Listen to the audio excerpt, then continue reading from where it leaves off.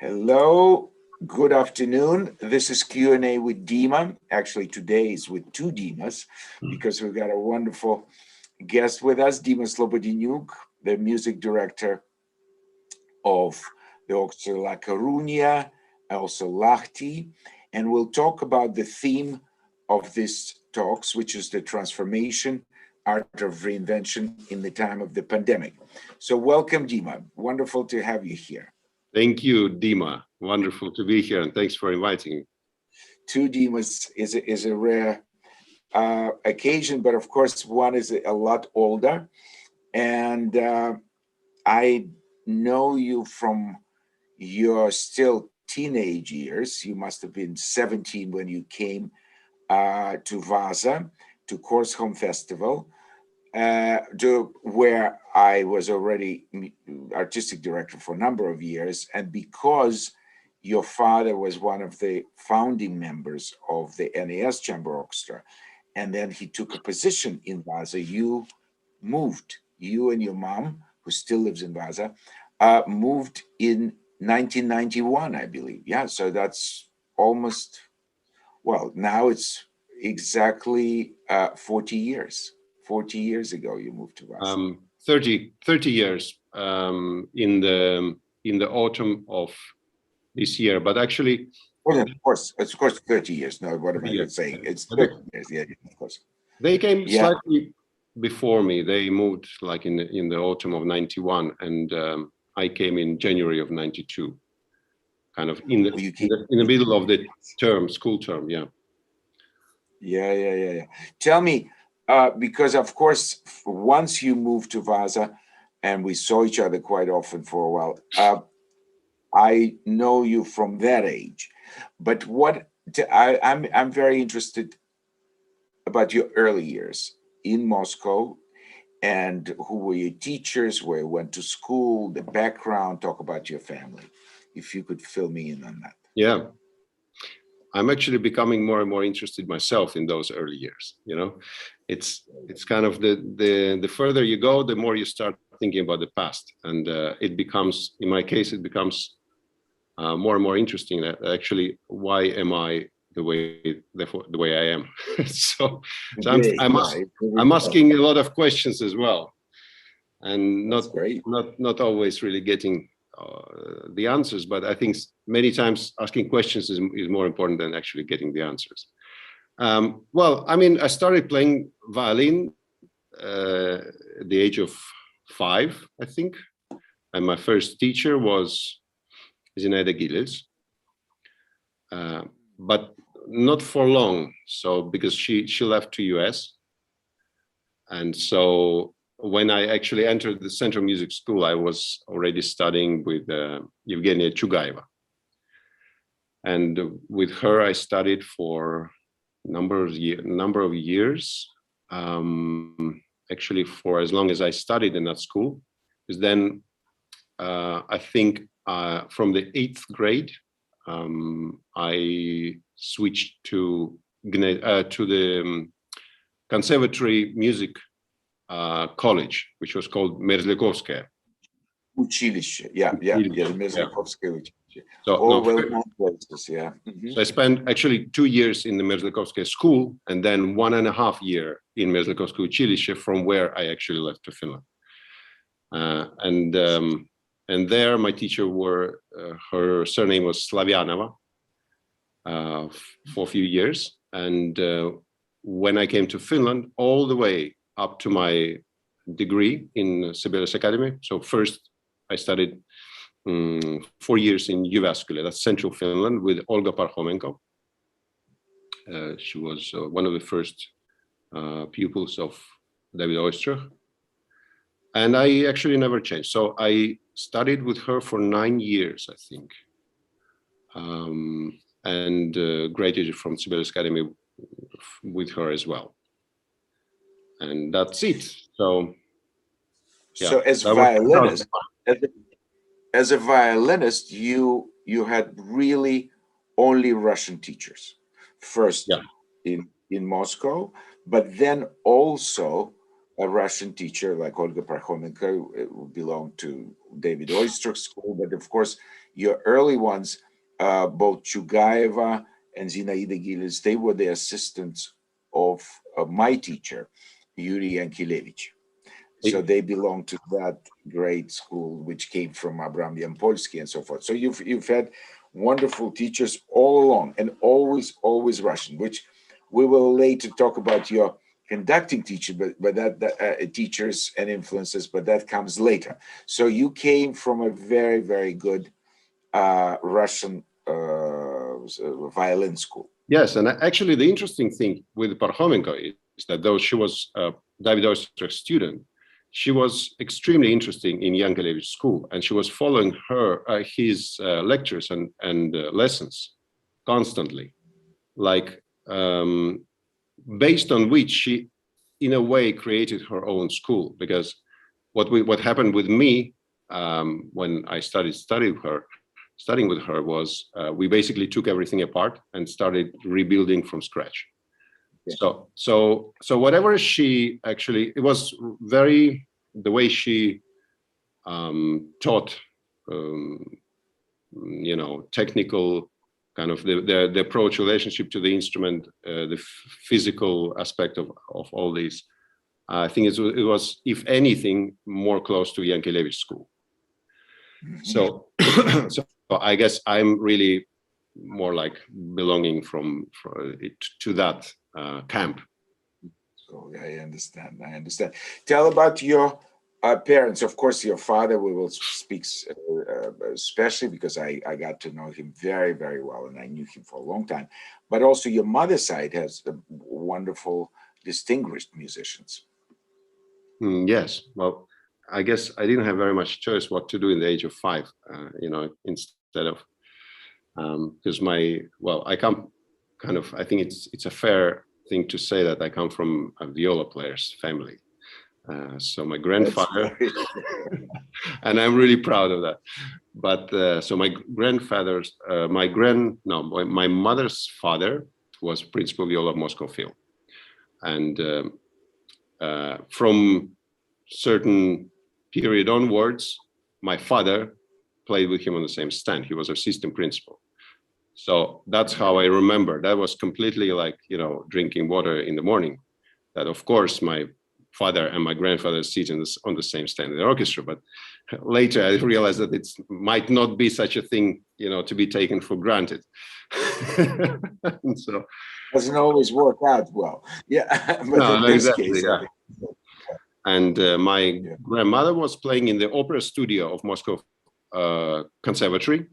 So that's an orchestra which, in a way, served as a material for conducting students in the Moscow Conservatory for the practical aspects of rehearsing, and above all preparing opera productions. So that was but again, violinist. Then my grandfather was viola player. My father viola player again. My mother is a pianist, and then actually my grandmother's sister and her husband were also musicians. She was her husband was the professor of violin, and she was a pianist, a very good one. So I don't think there was a single member of my family who didn't have anything to do with music. So it's a real musical dynasty. And when you come from kind of background, of course, music, like in my family, it was not anything that could be described as a job. It's much more than a profession as well. It's a way of life, really. Yeah. It's the air and oxygen without which we simply cannot survive. And just jumping to today's situation, we'll come back to when you came to Finland in a minute, but it's so to break the historical thing. There's always a question I ask, which is relevant to all of us, especially to the ones to whom making music, living music, is just as important as breathing. So how have you survived the last year of the pandemic, where that very, very a profession, that very activity was really halted, was really stopped, and we still have not conquered this situation yet. Now there is a hope with vaccines and this and that. Some countries do better, some countries don't do well at all. But in your personal view, how did you cope? Have you been able to make music, rehearse, conduct, be in touch with your fellow? How did it affect you that last year? Yeah, first of all, let me catch the last word. It did affect me, and it still does. I think we are very far away from being able to, make a statement that it's all behind us. Let's start with the positive part of this. I've been thinking of taking a sabbatical for some time before pandemic started. So if anything, it just simply helped me make a decision, which I didn't have to do. I didn't have to make that decision. It just happened.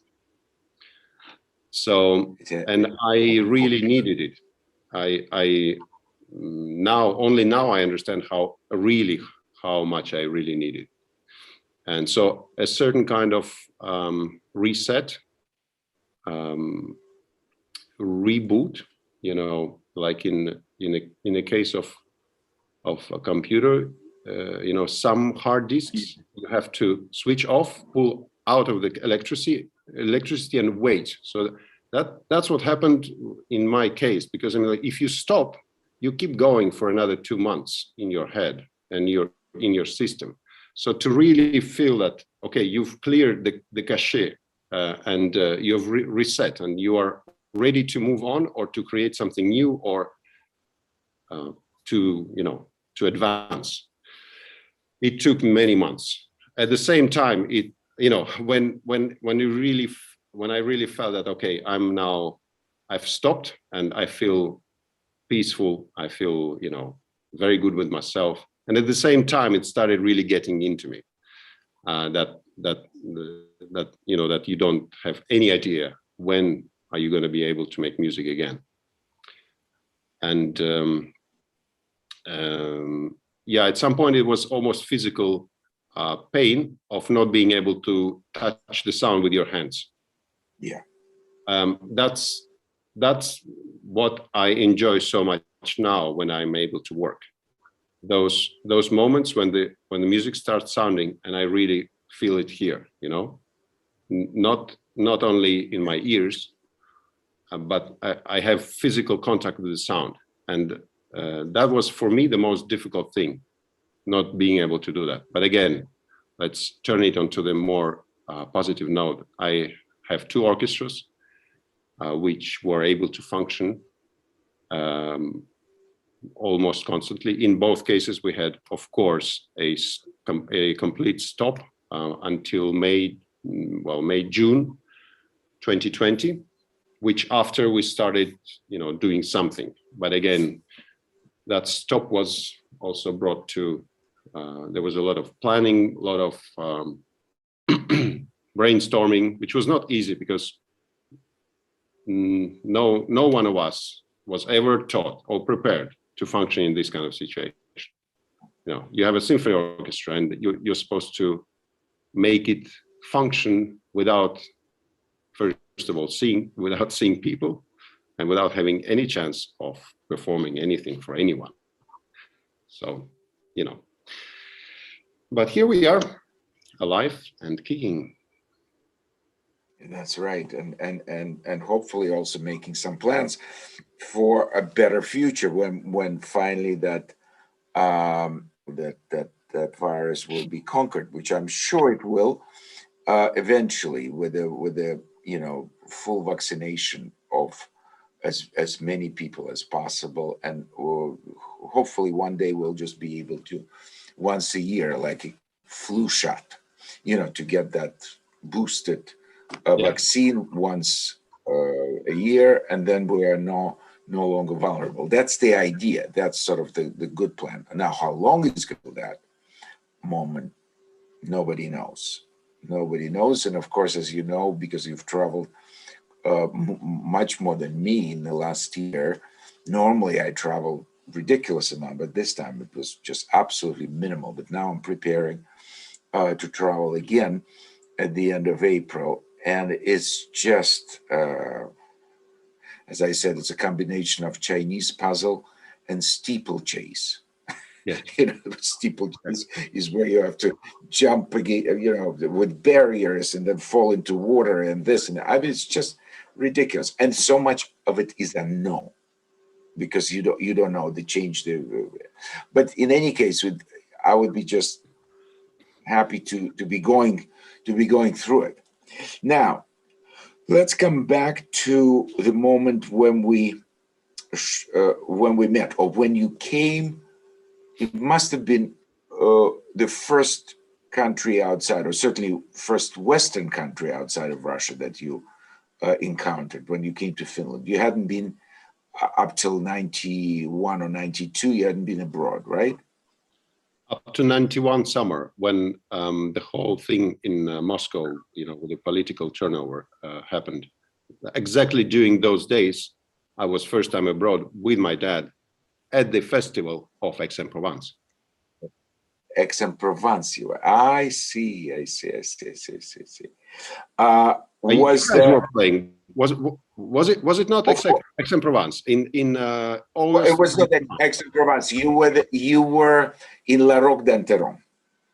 He brought you to La Roque d'Anteron, but I think we stayed, or the orchestra stayed in Aix-en-Provence, which is nearby. That's why you remember it as being Aix-en-Provence. But in fact, the concerts were in La Roque d'Anteron. We also had one trip to another festival in Alpes Maritimes. I don't know whether you came to that or not. Really high on yeah. But anyway, it was a summer.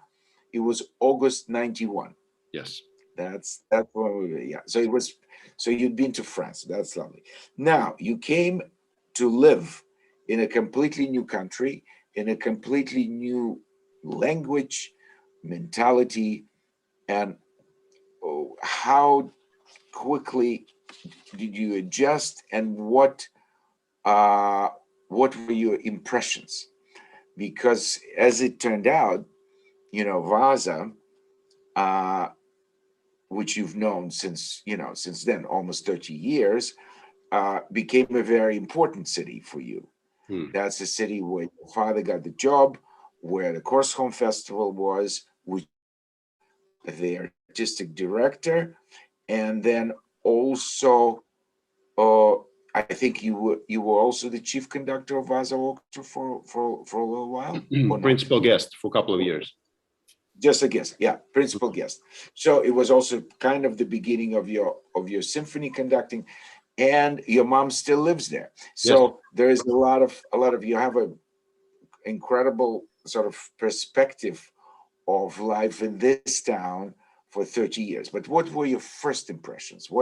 How could you sort of adapt and reconcile between those two cultures, between the two systems and all of that?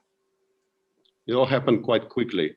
In fact, I think a little bit too quickly to be able to adjust as you go.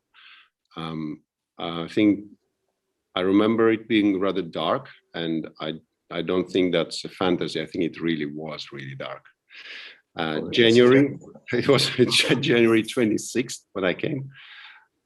In first years, we actually did not live in Vaasa. We lived in Solf, which is a little village next to Vaasa. I don't know exactly how many thousands of people live there still. I think it's slightly bigger now, but it's a village.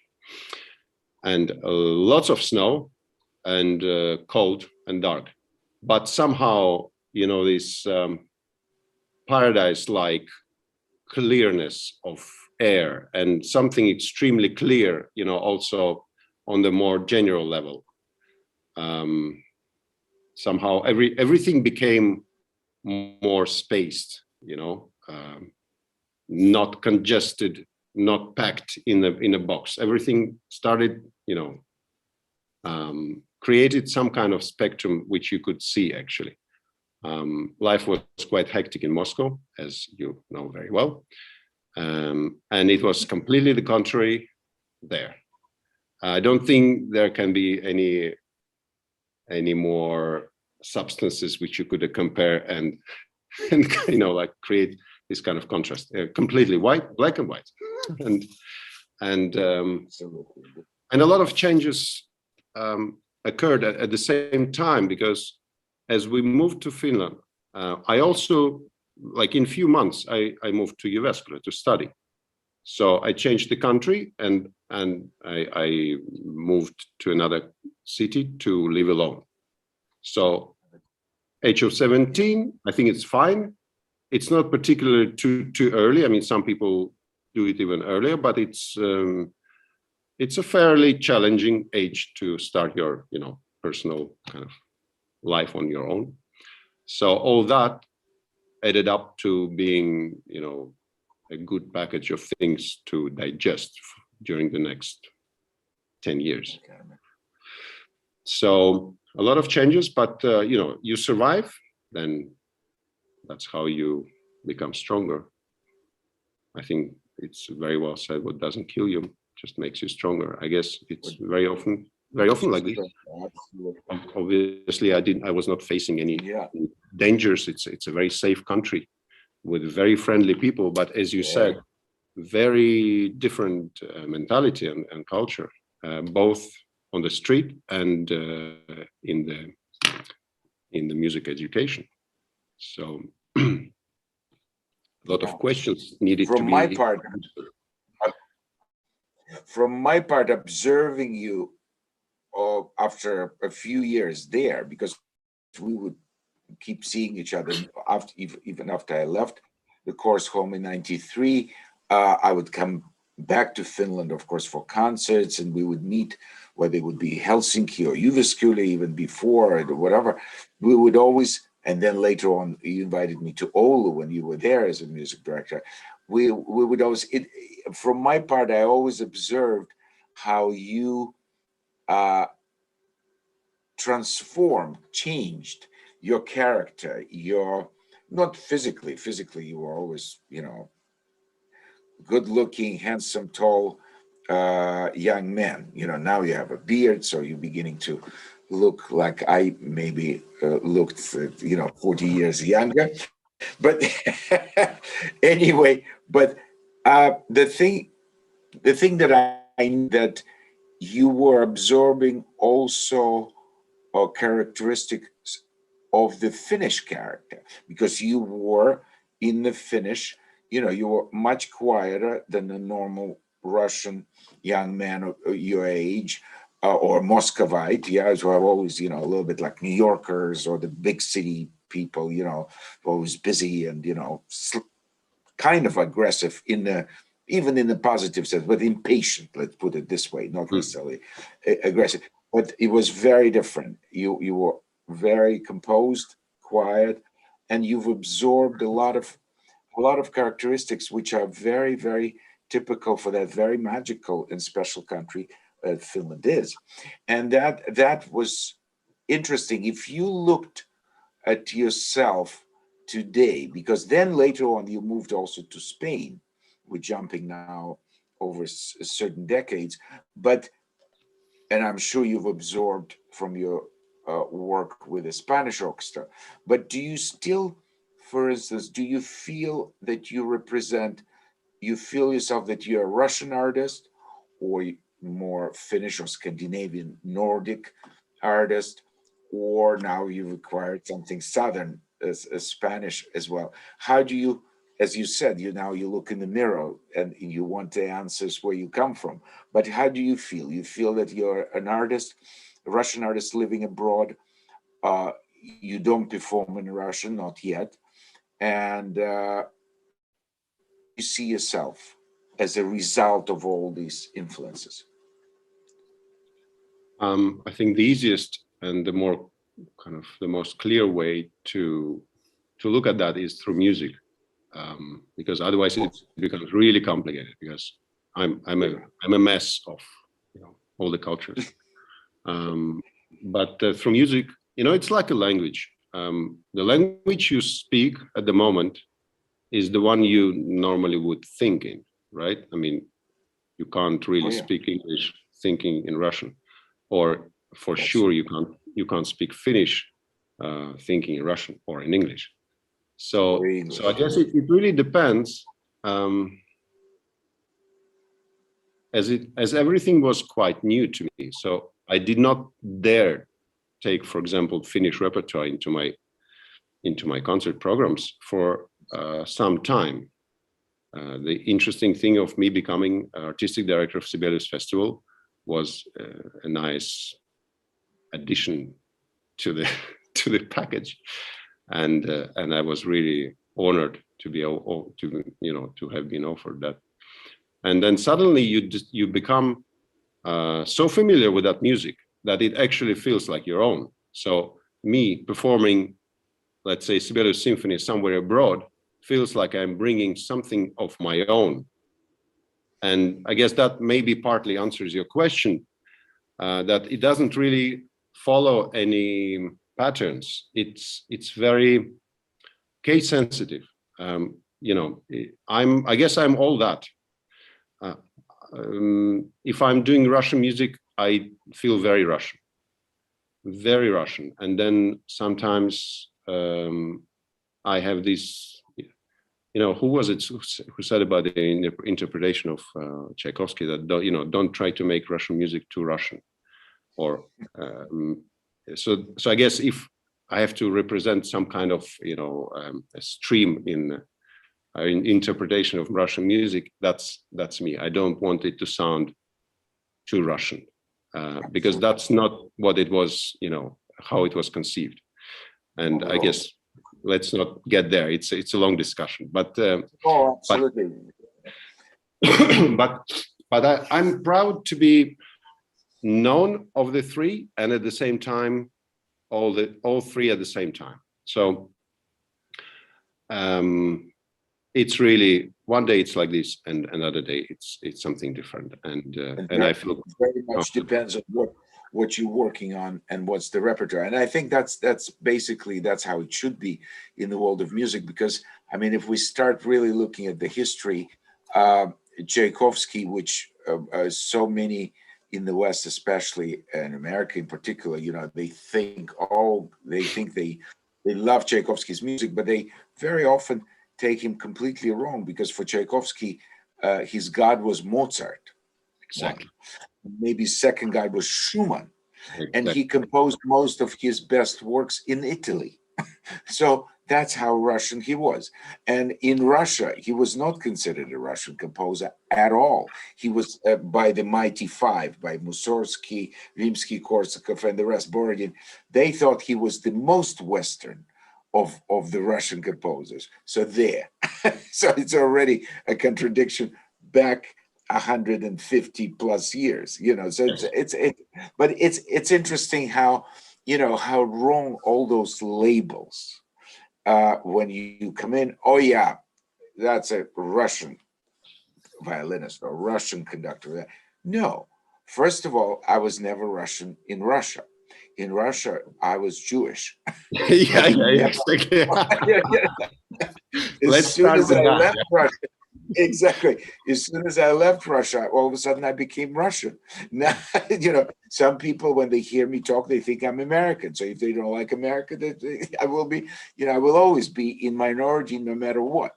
So, and I'm sure you will. Exactly.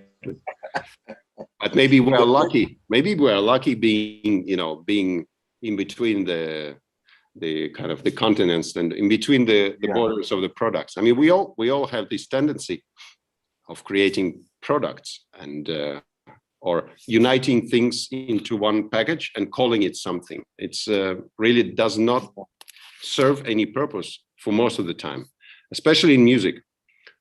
You can talk about styles, but each composer has so strong personal history that sometimes it's really hard to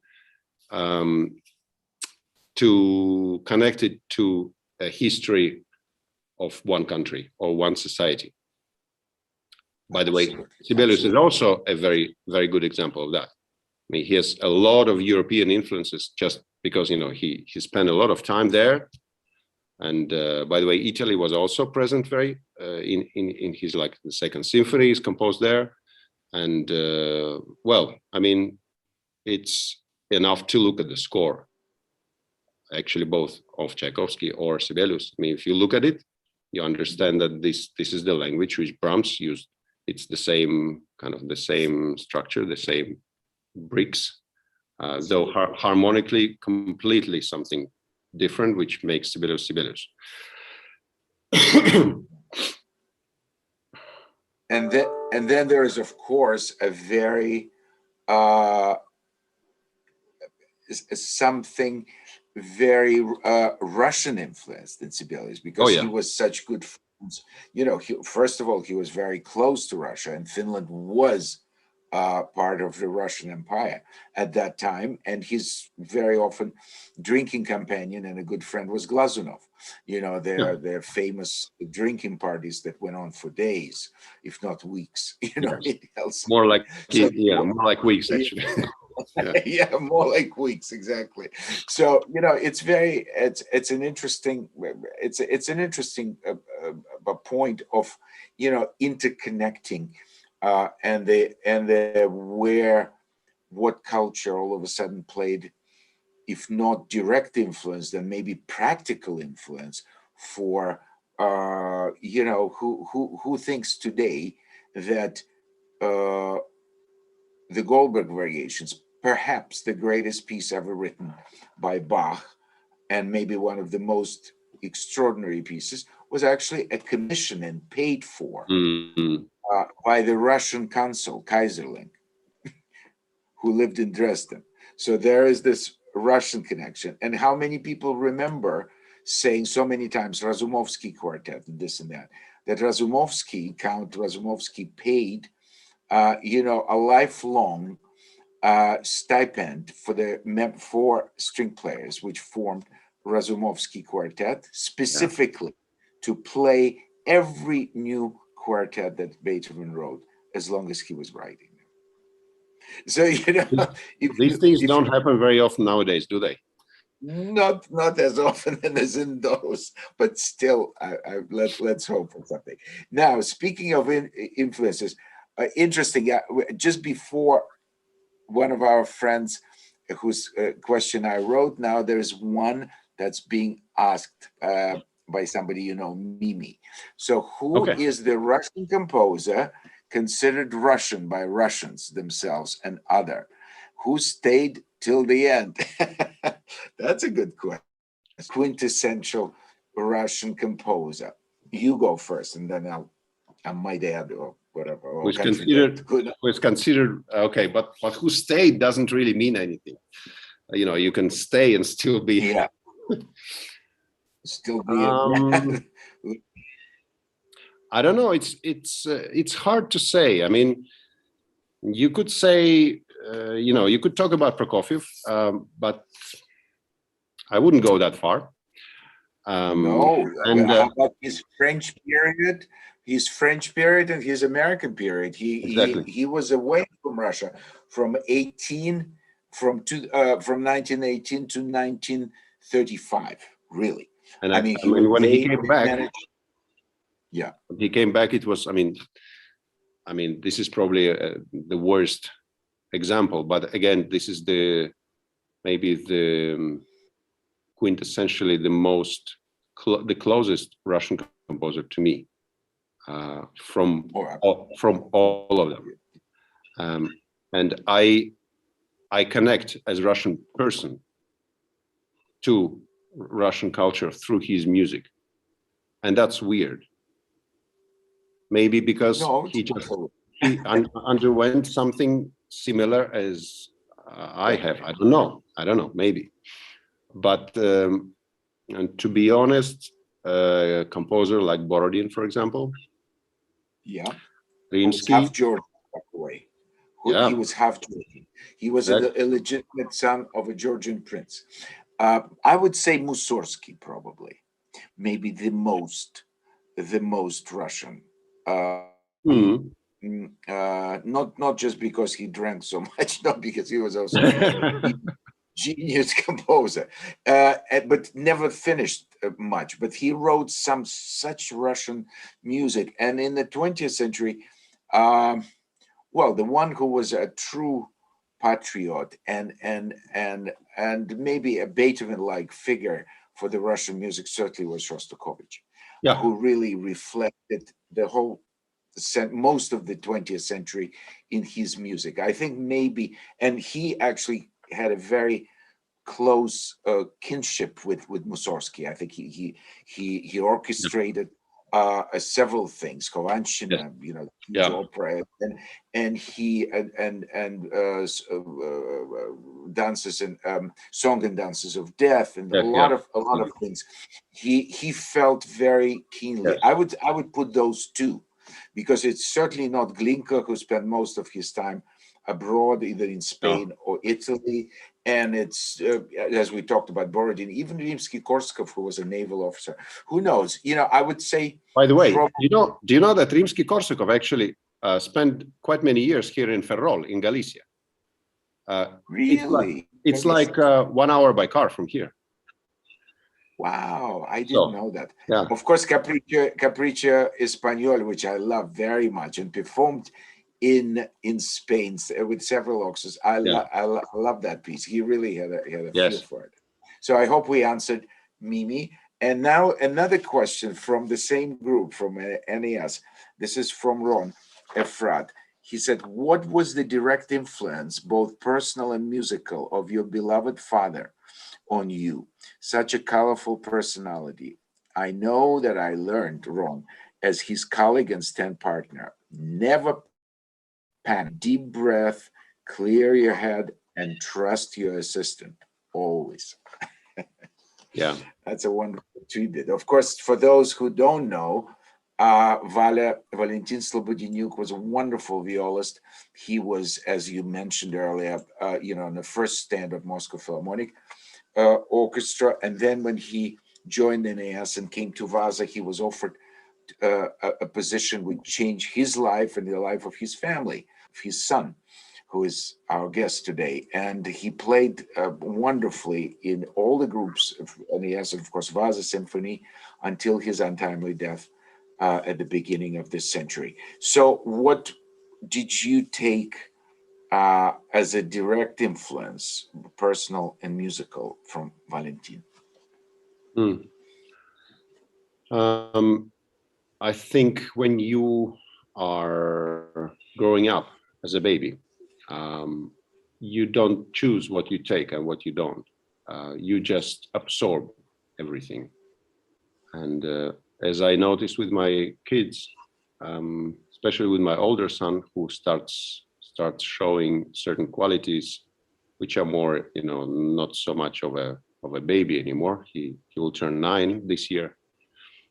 And I just sometimes, to an extent that I get slightly scary, that how much has he absorbed, not only of certain, you know, ways to express things, but to behave, and what his teachers are telling me, you know, from the school, of the way he kind of interacts with kids, the way he learns.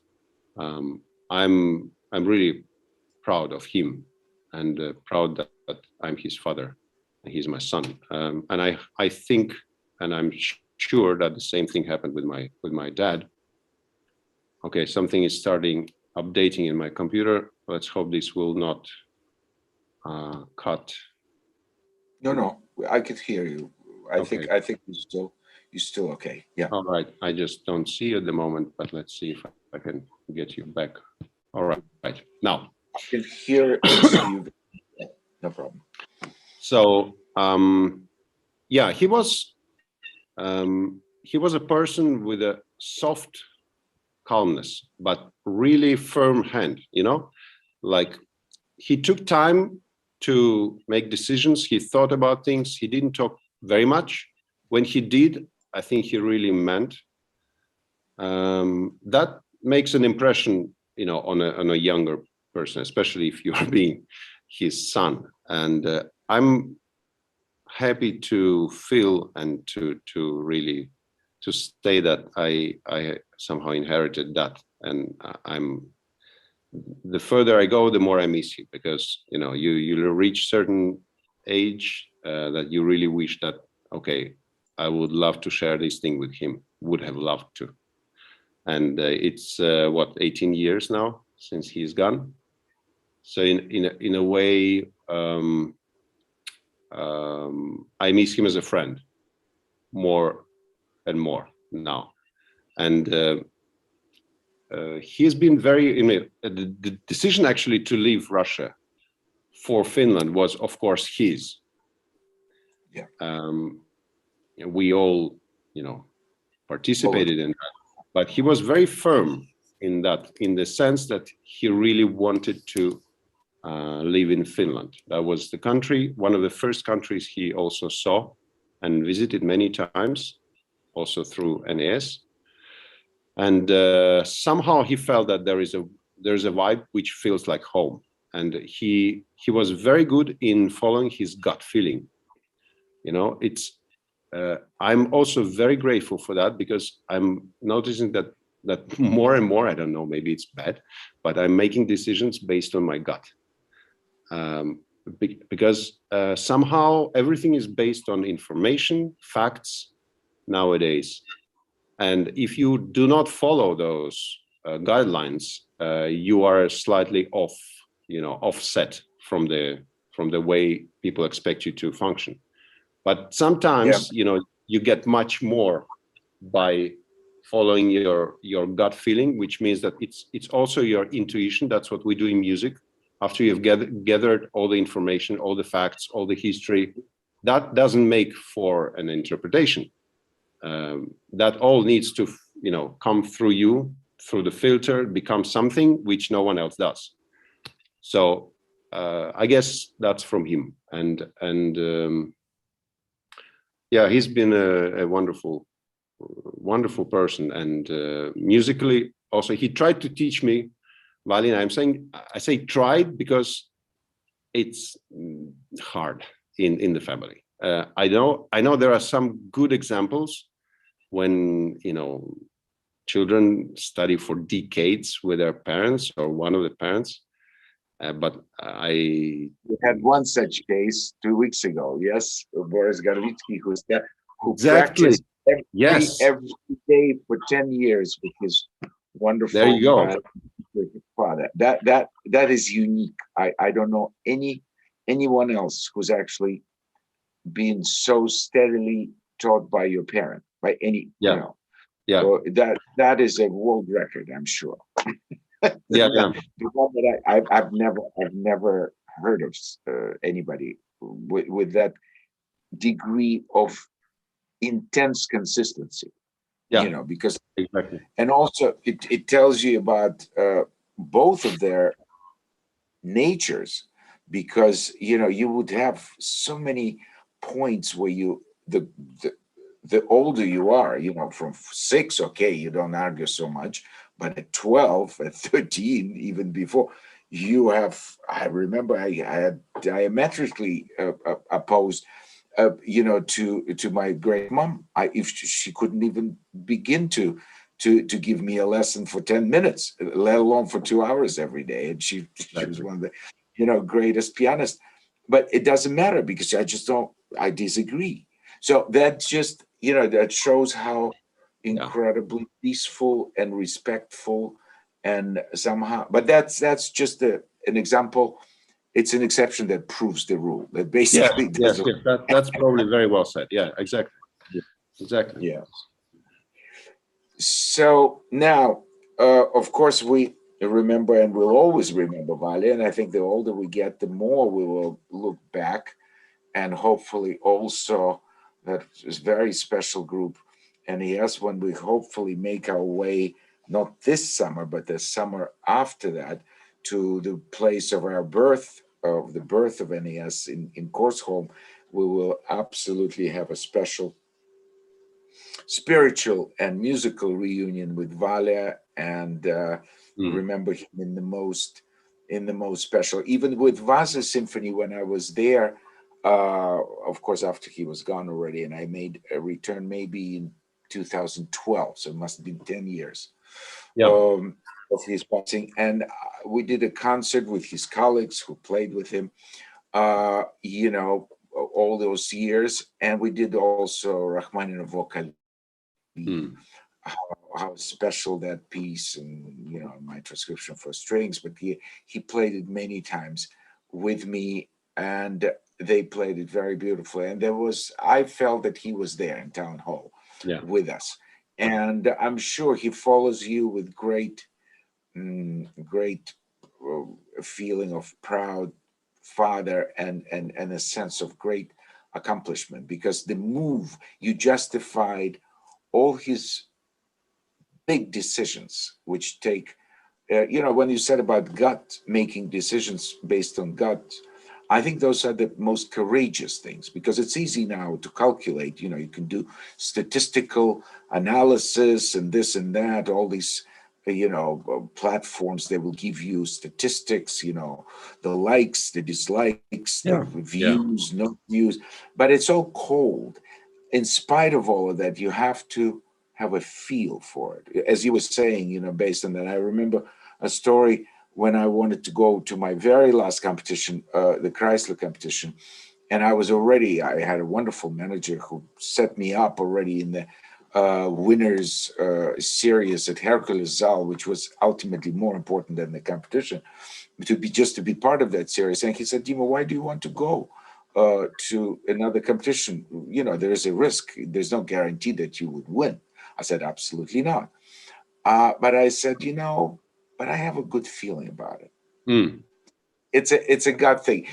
There's no guarantee. I mean, competitions, God knows, it's a real, you know, roulette kind of thing. Yes. Yeah. But if you have a right feeling about it, I think you should just do it. And that's one of the biggest and most important, I think, lessons that you could learn from your father, is to trust your gut feeling. Yeah. Now, once you became a conductor, now, of course, you are a very busy conductor. Before the pandemic, of course, you were going, and even now you have still some of the plans that hopefully now will be postponed, but whatever. Up until pandemic, you performed very often as a guest conductor. And I often wonder, since I've been with so many different orchestras throughout my long concert life, both as violinist and a conductor, these days I feel that, and the question that I refer to is this: what can a guest conductor do within the limited rehearsal time, code of behavior, which means that you're not allowed to change really anything seriously, not even the seating of the orchestra very often. So it becomes kind of like an exercise of renting a car. You're giving the keys from the car, you've given it a week to stay with that car, depending on the number of performances, and then you're supposed to return it without any accidents, without any changes. Don't change the oil. Don't just refill it with gas and and drop off the keys, kind of thing. Now, in order to have mutually satisfying experience where everyone can discover something, I mean, you put in a very narrow kind of possibilities. How do you deal with it? What's your view on that? That's an interesting one. I think if you think about the rental car pattern before you go guest conduct somewhere, I mean, I'm talking hypothetically. Of course. I think it's better not to do it then. That's true. I agree. It just doesn't make any sense because first of all, if you think of an orchestra who invites a conductor for a guest conducting week, they are interested in that conductor to do something musically with the orchestra. Many times, the process of selection of guest conductors is very complicated. It's a puzzle.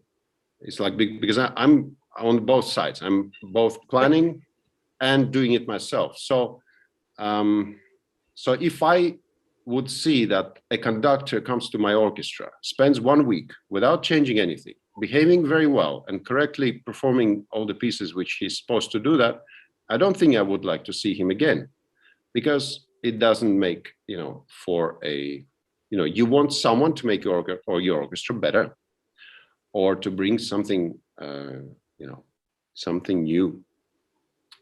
So I would not be too careful with that. And of course, you have to think about certain things which you don't by default touch in the orchestra where you have never been before. But that's the same process you would do or you would follow in your own orchestra as well. So before changing anything, you're trying to achieve something with the material which you have. So a guest conductor, I think, even now with all the, well, let's forget about pandemic for a second.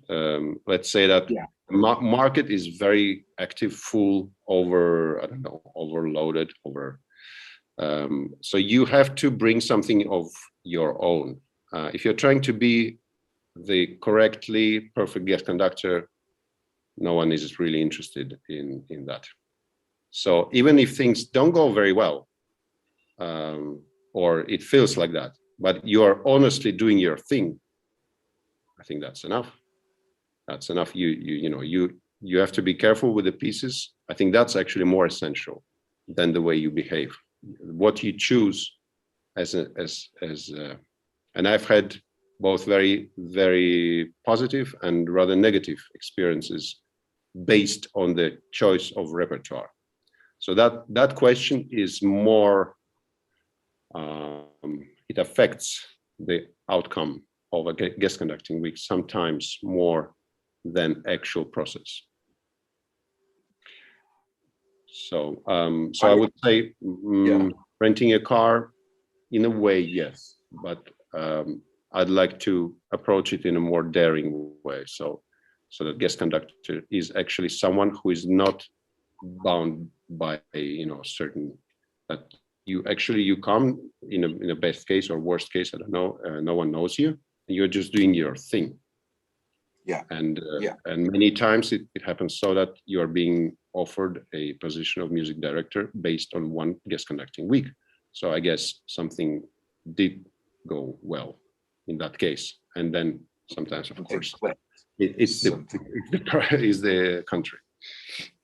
Yeah. Well, it's a very delicate, as you said, and multifaceted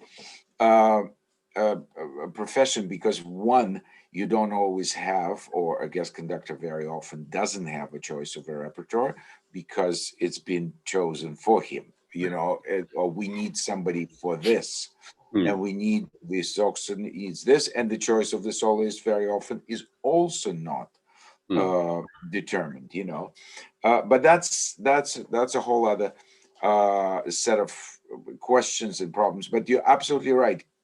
The best thing is to bring yourself, your vision, hopefully your sound, which doesn't need even, technically speaking, reseating of the orchestra, though it helps. For me, one of the biggest impressions that I've had as a conductor, or even before I became a conductor, was when I saw, I'm sure you saw that, it was a long time ago already, the Art of Conducting video. Which showed some great conductors, of course, even from Nikish silently, Karajan and Bernstein, all the famous ones. But then they showed Sitkovetsky in front of BBC orchestra, and you heard Philadelphia sound. It was unbelievable. I mean, BBC never sounded like that before or since. It was just Sitkovetsky brought his own sound. He once, not terribly modestly, replied when he went to Hollywood to work on Fantasia. They said, "Oh, but what about the Philadelphia sound?" He said, "Philadelphia sound? That's me." He said, pointed at himself, and he was right. In his case, that was absolutely so. So I thought, wow, what a fantastic concept that he actually brought that sound wherever he went. Of course, there was not always so simple because he used to receive people in the most unorthodox way, but the sound quality that he got was absolutely unique. And that was one of the biggest attraction for me for the rest of my conducting life, because I always dream of bringing my own sound to any orchestra. Yeah. Of course, the better the orchestra, the better chances. But sometimes, very, very top orchestras, to change their sound sometimes is the hardest. You can change styles easier because they're much more versatile in different styles. But to change the very basic sound is much harder, isn't it? Yes, it's the higher the level, the less you the less you change, to change. You just, but again, you get another thing, which is those orchestras can read your body language in a different way, perhaps, as another orchestra where you have to actually rehearse to make them sound differently. I guess it's also piece sensitive, depending on what kind of music you're doing. If that music has been performed a lot in that orchestra, of that top class you're talking about, then you need to get them motivated to do something. But again, I think, and most of my experiences were very positive. People really are thirsty to make things kind of freshly in a new way. And otherwise, if it becomes a renting car, then it's a recycling. Not much is happening. Yeah, not much is happening. Absolutely. Now, as a music director, because you've been a music director for a long time already, I certainly can remember from Oulu, that was already at least 15 years ago, if not even earlier. I don't remember when you were there. But Oulu was from 2005 to 2008. So there you go. 16 years. 16 years ago, exactly. And then it went on. So, and you've been a very successful music director, from what I could tell in La Coruña and the way the orchestra is with you. So what are the secrets? Now, the question here is this: how much of an impact can a modern music director make on an orchestra in today's changing climate of making decisions by committee as opposed to the dictatorial powers of the bygone era? Well, I don't think, or I guess I'm lucky not to be part of the kind of institutions where decisions are being made by committees only. I actually, in both orchestras, I was the one, I still am the one who decides who comes, what we play, what we don't play. And of course, all that is being constantly adjusted to the budget and to the, planning a season is a puzzle, but at least I felt that I did have a strong say in both cases. So yeah, I would think it's similar to guest conducting. You are chosen as a music director to make an impact on the orchestra, period. If you don't, you should leave.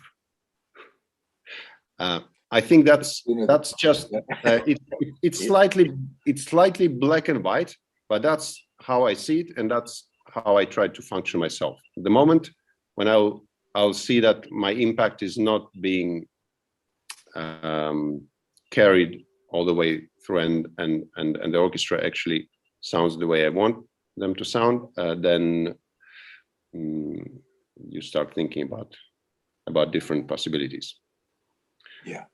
But yeah, I mean, this is the whole thing about conducting. It's the orchestras have become strong and with a lot of initiative, which is fantastic thing. It's very important.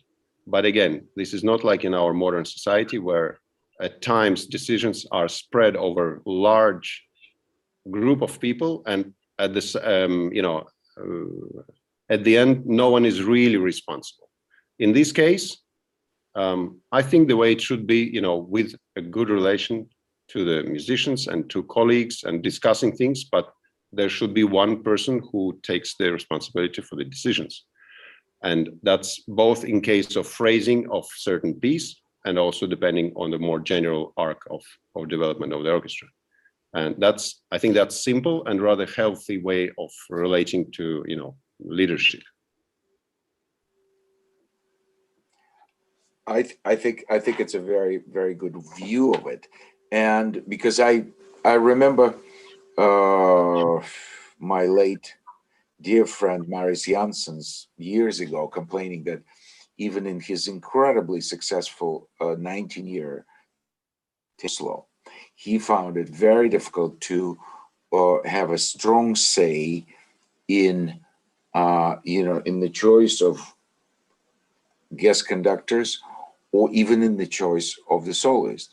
Everything had to go through a committee, and I always discussed that with him, and I said, I don't quite understand how could that work successfully, because the art, even though there are some art forms like films, my God, I mean, it's an army of people you have, but it's still, even in the film industry where there's so much more money and so many more people, but it's a director's idiom, it's director's medium.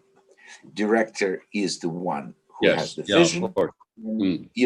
But of course, in our case, I mean, the composer, we have the holy of holies, the source, the material. So that's composer. One usually composer is the one who composes it. One performer who decides how it's going to be. Yeah. Because you cannot have, a committee on interpretation. Even string quartets have, endless discussions, but ultimately there has to be somebody who decides that's how we're going to do it. It might be wrong, you could be 100 other interpretations, but this is the way I see it. Yeah. And that singular vision, that what makes what we're talking about, that makes a difference, and you really put your imprint on the group of players.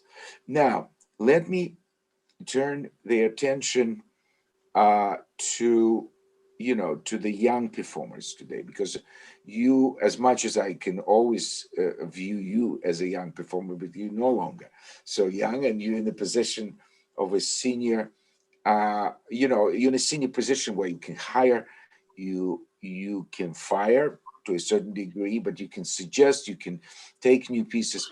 What would be the best way for the young performers today to be heard and noticed?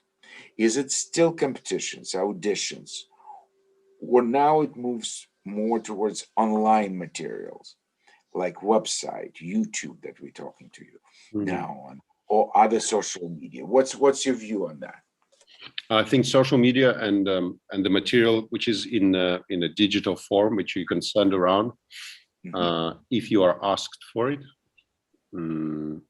I think that's something you can't really. I mean, it's without that, it's hard to function. It's a wonderful help. I don't think it can be the only, or should be the only thing. That if you overdo it, like spreading, pushing the material everywhere. It's the opposite effect. Yeah. People like me sometimes, maybe, hopefully, I'm trying to be extremely diplomatic, are starting having allergy on those. On those, because somehow it has become possible to create a social media profile of an artist, which is not based on the actual performing skills. Very much so. I just, I've seen few of them, and it makes me slightly sad. But again, there are people who are not able to, for example, participate in a competition, or they are living in a place which is so distant, so I don't know, whatever, and then you find them by an accident, by chance. You see something on YouTube and you are astonished, and then this is how things could start happening, and it's fantastic. So I'm more, you know, a bigger fan of that kind of development, is that kind of model. But the competitions, actually, one young conductor did ask me that actually exactly the same question, that should I go to the competition? But actually, if you look at your options as a conductor, for example, if you don't go to competition, you have to create your own orchestra. You know, like then XXXXX do everything needed with that orchestra to become something, and then you are able to present yourself as a conductor. So yes, you should go to the competition. and as a player, as an instrumentalist, I still believe in competitions. It's a great way. First of all, it makes you better. You prepare for competitions. You practice a lot. You know, you build your performing skills, your nerves, a large repertoire. It's a great way of you know, developing. So there's nothing wrong about that. Now the competitions can be problematic, obviously, and they are not objective. So people who, especially young people, who tend to think that if I'm good, I'll be the winner. That doesn't exactly work like that, unfortunately. Many times, yes, but almost as many times doesn't. And that's just the, I guess that's the game. That's the business. It functions the same way in a concert life. You know, sometimes things just don't go the way they should go, and you have to accept that. I guess that also builds you up as a person, as a personality, musical personality. Yeah, it thickens your skin, Yeah. so to speak. Yeah. You know, you become more, you know, resistant to so-called failures or things that should be happening but they're not happening, and you know, because nobody owes anybody anything, and it's all based on individual, highly, uh, you know, highly personal opinion. Yes. And the ones who don't have personal opinions, they all they need is to click a few things and read about somebody else's personal opinion Yeah. to form. And that's where the social media plays a very influential part, is not because somebody expressed, it's just the ones without the opinions, they read those opinions. It's like reviews in the paper of new films, new TV. Oh, no, this one got bad review. Doesn't mean anything. Take a look, at least for 2 minutes. Maybe Yes. you'll like it, maybe you'll hate it after a great review. Oh God, how could I give a good review? So Yeah. it's the same thing. You know, somebody wrote, "Oh yeah, this is it," but of course, and one doesn't believe the uh, endless letters of recommendation. You have to know how to read between the lines. You know, and it's the best, of course, example, we've mentioned that giant before, was Shostakovich, the best and the worst example, because his signature was under every possible Yeah. paper that was asked of him to sign. And Rodion Shedrin, wonderful Russian composer, a very close personal friend of mine, he told me a story about him and Shostakovich, how he asked him to, you know, to help from early retirement a certain dancer in St. Petersburg. And so Shostakovich, without hesitation, put his name to it, and it had an effect because he was a member of the central committee already, you know, his Yeah. position. And, and Shostakovich himself told him the story that once on the way back from St. Petersburg, he was in the same compartment with the all-powerful first secretary of Leningrad party committee. And so they started drinking. I said, "Oh, Maestro Shostakovich, or Comrade Shostakovich, rather, said, why did you write, why did you sign that letter for this really no good, over the hill? So why do you support him?" He said, "You know what? I sign anything that's put in front of me." And he looked at him like this, and it was true. So his signature of such giant, imagine Beethoven's signature, yeah, meant absolutely nothing. Leave me alone. Leave me Yeah. alone. I don't want to know. I don't want to know. So, it's these days, of course, we constantly ask. I just the other night, last night or the night before, I wrote yet another letter of recommendation to a colleague. How can you say no if it might help? So, but the other thing, how do you see? That's another difficult question I'm going to ask you before I stop torturing you. But it's important to know your perspective. Um, how do you see? We're still in the middle of this pandemic, but there's some rays of hope. But do you think we might? Is there a chance we become wiser, stronger, and maybe appreciate the live contact much more after not being able to communicate directly with the public for such a long time? Is there hope for that? Well, for sure, I will be. It's hard to talk, on behalf of other people, but Yeah.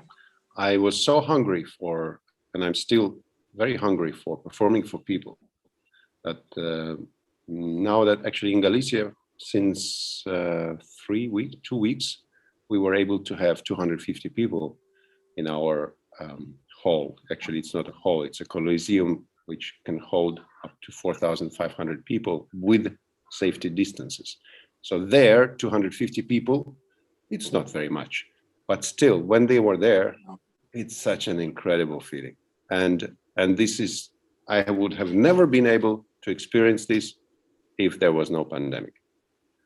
And as many musicians and my colleagues as I'm talking to about this, they all say the same. I mean, we all miss the same thing. And people from outside our sector, outside our, let's say, profession, I don't think they really get it. I think they look at it as musicians, they just want to, they want to get back to performing, get their money, and so that everything would be as before. They don't really kind of put two and two together, that us and the public, we are actually directly dependent on each other, and especially the public, which does not get any live culture, becomes less and less healthy mentally. That's not my invention. It's a fact. Talking about facts. It's just we are animals who are meant to function as a group. If we don't, and in this case, our society becomes fractured more and more anyway.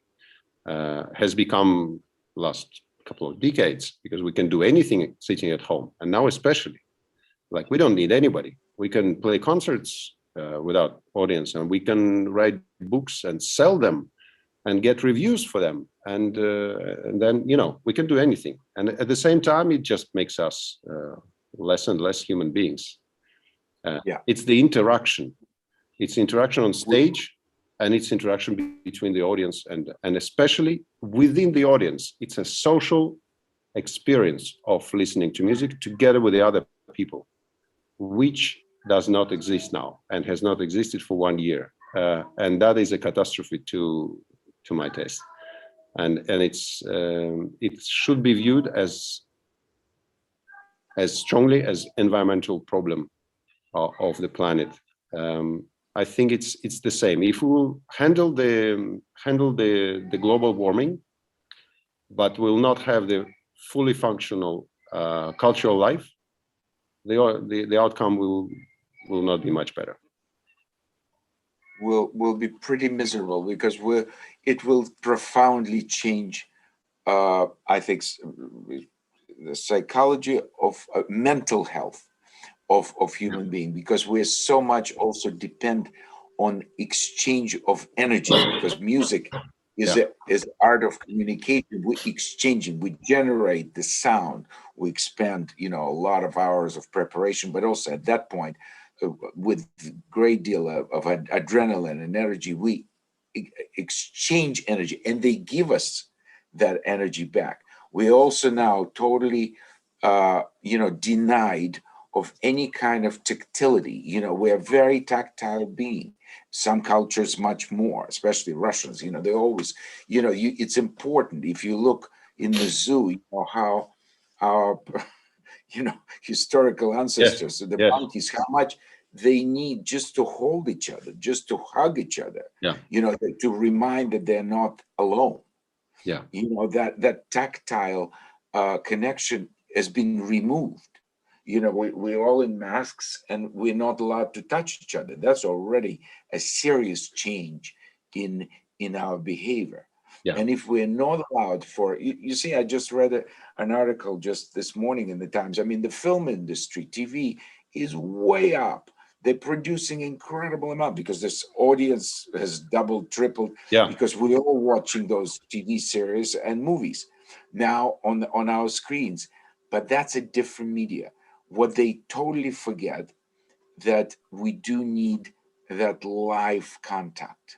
And unless, as you said it so clearly, unless that's been restored, it will seriously affect us as human beings, as human race.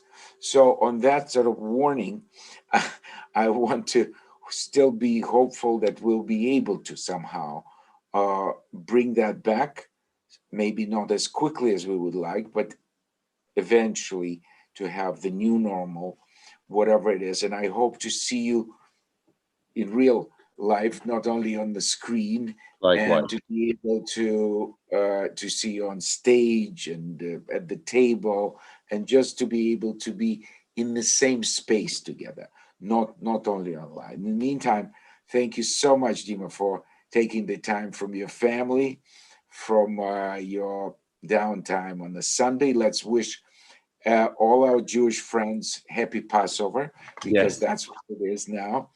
And I hope to see you very, very soon. And thank you for all the listeners and for your good questions. And don't forget to subscribe to the YouTube channel and watch and listen to a lot of musical content. And of course, all these programs. It's been already 14 now, including this one's. Just in this series. So see you in a week. And thank you again. Thank you, Dima. And thank you so much. Thank you for having me. Thank you. It was great. Thank you.